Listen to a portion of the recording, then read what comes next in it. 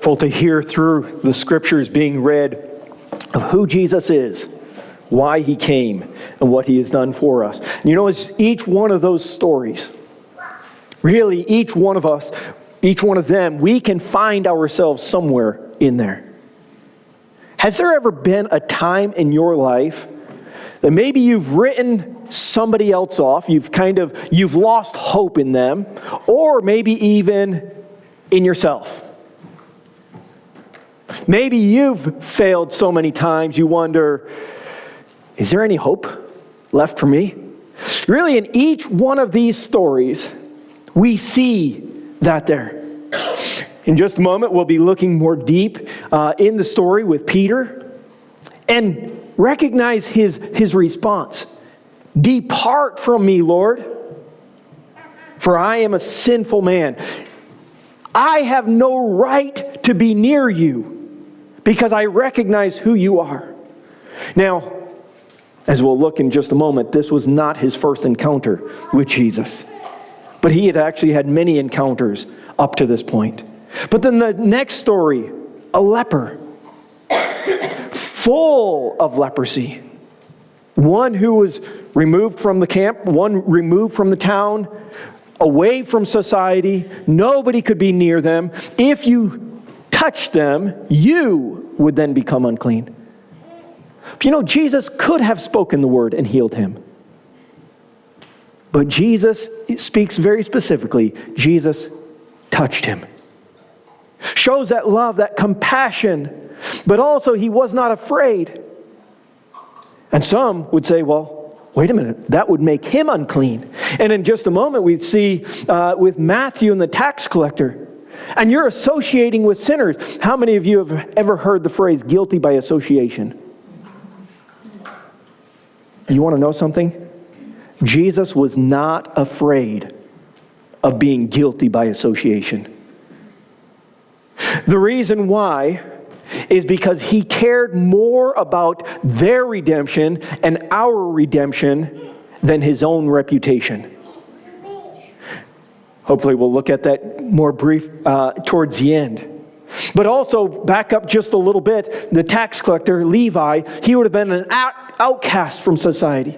The Jews despised him because he was working for the Roman government, taxing the Jewish people, and almost seemed as a traitor. But then also, step back just a moment, you find that paralyzed man could not go anywhere in his own accord. He was at the mercies of his friends. But talk about a disruption in a service. Here these men break up the roof and let Jesus down. And Jesus cared more about him. But in each one of these, it was almost as though everybody else would have written him off, but not Jesus. As we step back just a moment in the beginning there, kind of narrow in on the story of these fishermen. It speaks about Jesus. He's there along the Lake of Gennesaret, also more well known as the Sea of Galilee, just outside of Capernaum. If you were to go back to Luke chapter 4, and we looked at the beginning of Luke chapter 4, was Jesus in the wilderness, overcoming temptation, and he did that for us. Then he goes back to his hometown, Nazareth, speaks in the synagogue, speaks about reading from a passage from Isaiah, pointing to him as the Messiah, and the people didn't like it. They tried to take him out to the edge of a cliff, tried to throw him over. But I love the part where it just says, and Jesus walked through the midst of them. I don't know how it happened, but a whole crowd of people trying to throw Jesus over the cliff, and all of a sudden Jesus just meanders his way through the crowd. And he's gone.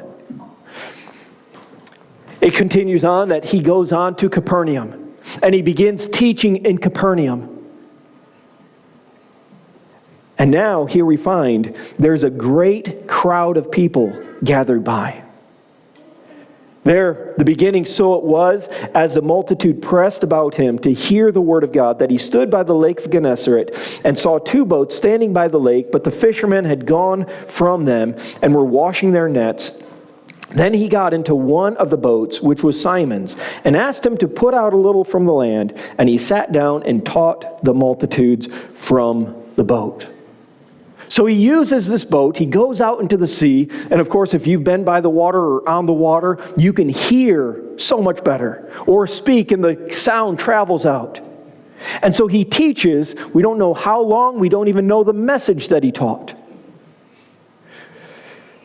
But as the story continues on, it narrows in about Simon Peter. It uses the name Simon, but as I want to back up just a moment to help us to get a fuller picture of this story, of why Peter responded the way he did. This was not the first encounter that Peter had with Jesus. Sometimes when we read through the gospel records, especially in Matthew and Mark, and we see Jesus walking by the Sea of Galilee, and he sees Peter and Andrew and James and John out in the boats, and he calls them to follow me and I will make you fishers of men. And sometimes because it's the first mention in the gospel record, that must have been the first time he saw them, right? No. They couldn't give a full log of everything that Jesus did. Instead, if you were to go to John chapter 1, it mentions that there were two disciples of John the Baptist, who when John the Baptist, after he had baptized Jesus, pointed to Jesus and said, "Behold the Lamb of God, which taketh away the sin of the world." One of those two disciples, then leave John the Baptist to follow Jesus. And John mentioned specifically one of those disciples that left John the Baptist to follow Jesus was Andrew, the brother of Simon Peter. And the very first thing he did is go find Simon Peter and say, "We have found the Messiah." So just to get a little glimpse, this was all going into the wilderness and having the temptation by Satan. The 40 days in the wilderness. So after the baptism, but before Jesus went. Because Mark and Matthew mention that after John the Baptist was put into prison, then Jesus began to go about preaching the kingdom of God. So in between the baptism and the wilderness, Andrew sees Jesus, hears of Jesus, follows Jesus for a bit, points Peter to him and says he is the Messiah. Jesus goes into the wilderness. During that time, John the Baptist is put into prison. Jesus comes out of the wilderness, goes to Nazareth.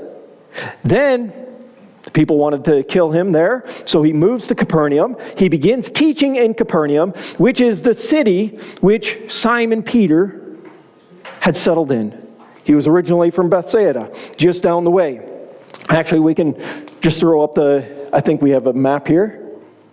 There we go. So Nazareth is here. This is the top of the Israel. That's the Sea of Galilee. So Nazareth is here.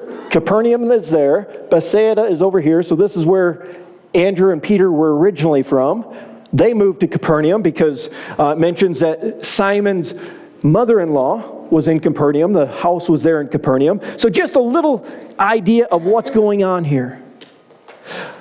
But also, there was some confusion because many people, as they read through Matthew and Mark, the call of the disciples to follow Jesus, then they read this passage in Luke, and it's the only time that it speaks about Jesus and the disciples and them following him.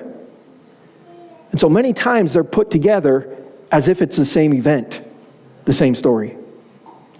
But to be honest, as you look at the passages, you could mix them and match them, and it could be the same event, but I don't believe it is. Peter and Andrew, they would have heard of Jesus many times. They lived in the town. They would have heard him teaching. They would have seen his miracles.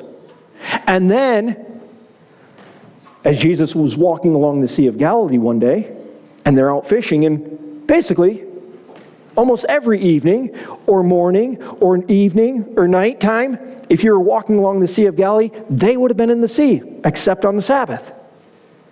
Because they were fishermen. That was their occupation.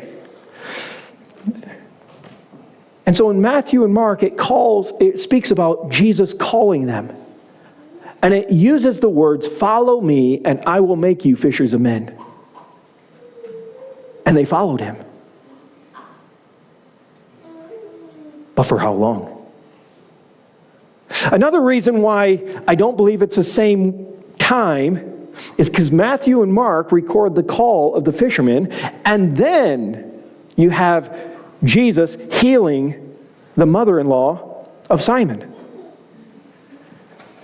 But Luke, in chapter 4, records about the healing of Simon's mother-in-law. And then, chapter 5, you have these men fishing. So just a little glimpse. After the baptism, before the wilderness, Peter and Andrew heard of Jesus. He's the Messiah. Jesus goes into the wilderness, goes back to Nazareth, then moves to Capernaum. They've already heard he's the Messiah. Then they see his miracles. They hear his teaching. They hear the call to follow him. And they do, but casually. Not fully committed. Then Simon even sees his mother-in-law healed. And he's back out fishing.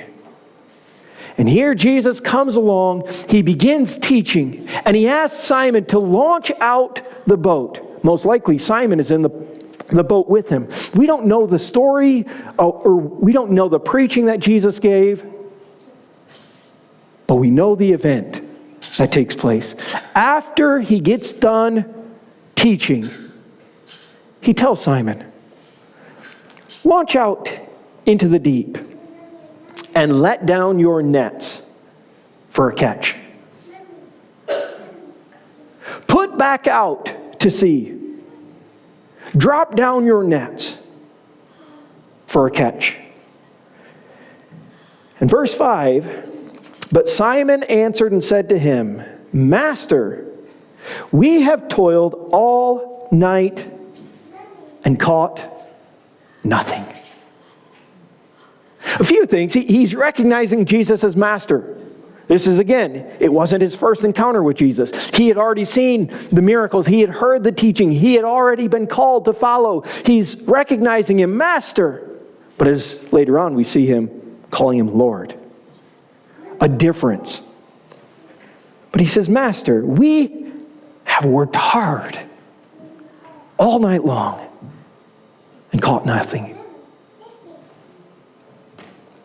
Have you ever worked really hard on something, and then all of a sudden, everything you spent time at was gone? Maybe you've been working on a project, and all of a sudden your child comes along and smashes it, and the last 5 hours of work is shattered. Maybe you've been working on a project, and all of a sudden you hit the wrong button, and it's deleted.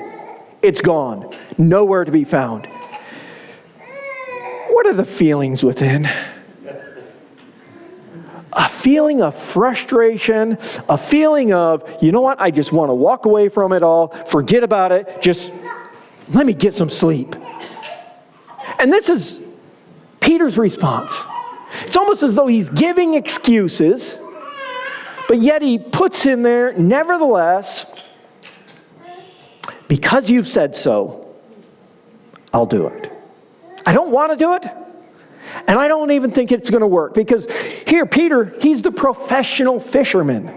And what I've learned in the past is professional doesn't mean that they're excellent at it. It just means that's what they do as a profession. That's what they do for a living, right? So professional doesn't mean that they're excellent. It just means that's how they try to make a living. But he's the professional fisherman. Jesus is just a carpenter who's become a teacher, a rabbi, and you're trying to tell me. Also, he's tired. He's been up all night. He's ready to go to bed. And he's just got done listening to, after he worked all night, then cleaned out his nets, then he sat in a boat with Jesus teaching for who knows how long. It's time to go to bed. Not only that, but they just got done cleaning and washing their nets and mending their nets. Just throwing the nets into the water would create more work, because there would be more seaweed, more junk in the nets. Just pulling out an empty net would create more work. And I wonder how many times when Jesus gives a command or tells us to do something, how many times do we use our human wisdom, our human understanding, our own reasoning to justify why we should not do what we're commanded to do, or why we shouldn't do what God desires for us to do? And sometimes we still do it with reluctancy. And that's what Peter does. Yes, he's going to do it, but he's very reluctant. I don't want to do it. He's doing it, you might say, half-heartedly. Might even given the excuse, we've tried that, and it didn't work. You might have even heard that phrase used in church before. We've tried to reach people, but it didn't work, so we just stopped trying. So we're just going to continue doing what we're doing, but not actually going out. And all of these excuses. But he goes ahead and does it. Verse 6, it says, "And when they had done this, they caught a great number of fish, and their net was breaking. So they signaled to their partners in the other boat to come and help them. And they came and filled both the boats so that they began to sink." I wonder if James and John's boat was still on the shore, because they weren't commanded to launch out into the deep. Only Peter was commanded to launch out into the deep to cast out the net. Most likely, James and John are still on the shore with their empty boat. But as Peter, most likely Andrew is there with him, because they work together, as they catch such a large number of fish, and they're trying to get it into the boat, they knew they needed help, so they call out to James and John, "Come help us." They both get their boats, and it says there were so many fish, both boats began to sink. Now, what would you say to Jesus if he showed up at your job, your business, wherever it was, and you had the best successful day ever? What would you say to Jesus? "Hey, Jesus, why don't you stick around more often? We could become really good partners. You just speak the word, I cast the nets, we can share 50-50, we'll both be very successful." Peter could not even consider that thought. But the sad thing is today, many people treat Jesus like that.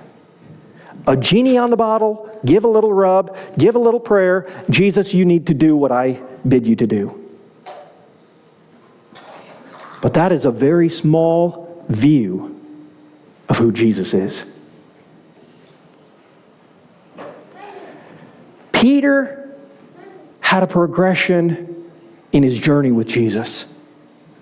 First, he's Messiah. He's the deliverer. They were not looking for a spiritual deliverer. They were looking for a physical deliverer. He's the Messiah. Then he recognizes him as master.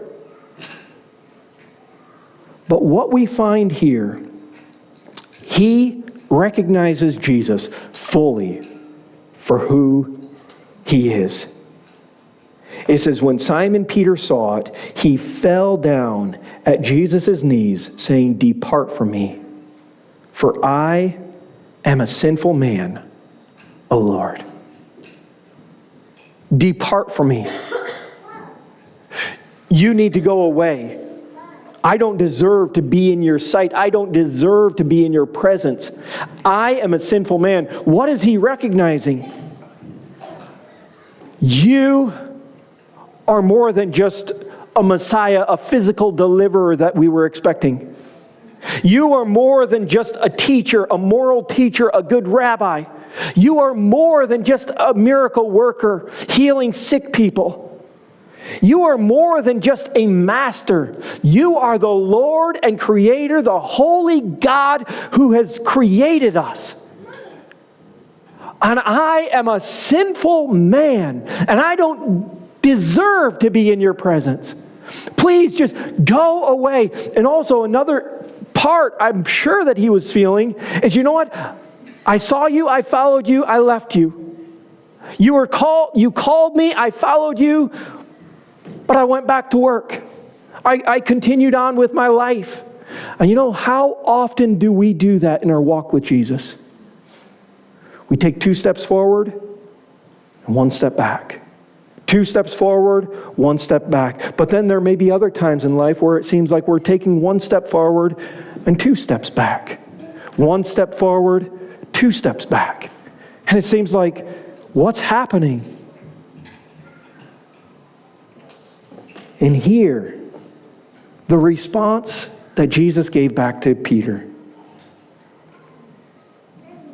He says, do not be afraid. From now on, you will catch men. You do not need to be afraid of being in my presence. Because this is the whole purpose that Jesus came, was to redeem humanity, to redeem us from our sin, to deliver us from our sin. He says, you do not need to be afraid. But he also does not say, I have no part with you. You've left me. You've forsaken me. Jesus also knew what would happen in the future, where there would be a time where Peter would try to rebuke Jesus. There would be another time when Jesus is suffering just before he was crucified, and Peter denies him. And yet, even with that, knowing what would happen in the future, Jesus still responds, from now on, you will catch men. There will be a change. Remember the first calling, follow me, and I will make you fishers of men.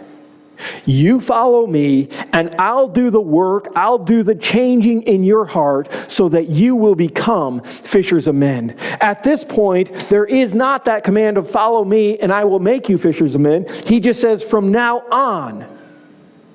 This may have been that changing in his heart of becoming and being made into a fisher of men. But what Jesus is saying, just the opposites, if you will. No longer are you going to be one of catching live fish to become dead. Now I am calling you to call spiritually dead men and women to become eternally alive. No longer are you to go out and catch those fish. But he also, with that, he uses the analogies and the understanding and the speech of what Peter would understand. Peter knew everything about fishing. And he says, I'm going to use you in that same way to reach people. And it says, so when they had brought their boats to land, they forsook all and followed him. They were ready to leave everything behind. Not going back. Now there was a time after the crucifixion. And they wondered, do we still follow him? He's died. Do we still follow? Where Jesus shows up on the shores. Once again, there was a miraculous catch. And Jesus gives that command once again to Peter.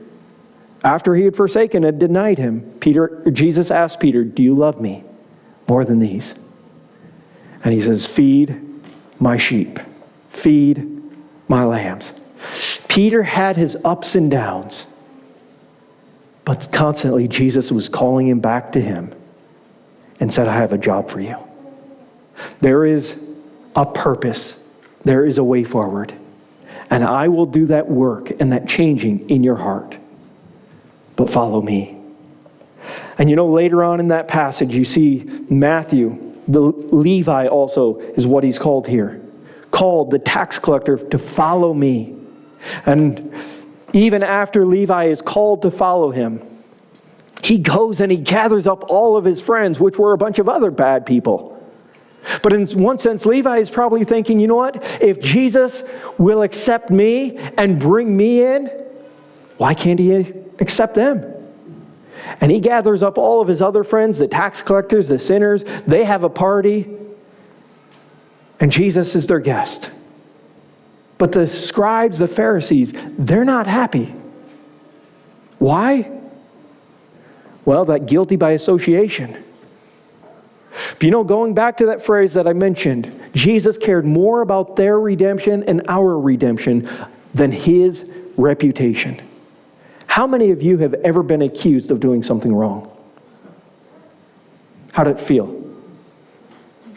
How many of you have ever been punished for doing wrong for something you never did? How did it make you feel? How many of you knew the person who did do it and they got off? How did that make you feel? But that is exactly what Jesus did. He took our guilty reputation, put it on himself. He took our blame. We were the sinners. But Jesus stepped in and said, I'll take the blame. Yes, they lied, but don't punish them. Don't even recognize them as a liar. And in one sense, you could say, Jesus said, I'm the liar. Though he did not lie, though he did not sin, Jesus stepped in, said, I'll take their guilty reputation upon myself. I'll take the blame. I'll pay for them. I'll pay the penalty. And that is what Jesus did. And you see pictures and glimpses. And as people criticized him for spending time with the sinners and the outcasts, that's exactly what he did on the cross. He took our sin upon himself so that we who are the sinners could be forgiven and have a relationship with God. We took on Jesus' righteousness while Jesus took on our sinfulness there on the cross and dealt with it. And all those who come to God, recognizing what Jesus has done for them, asking God for the forgiveness of sins because Jesus paid the price, find forgiveness, hope, and become the children of God. And as we think about this story, whether it's Peter, whether it's Levi, wherever we are in our journey with Jesus, how do we see Jesus? Do we see him just as a Messiah, as a physical deliverer? Do we see him just as a good rabbi, a good teacher, a moral teacher? Do we see him as a master, somebody I should obey when it's convenient? Or do we see him as Lord of the universe, Creator, the holy, righteous God? And when we see him as the Lord and Creator, the righteous God, we will no longer bid him to do what we want. We will surrender and do whatever he desires for us to do.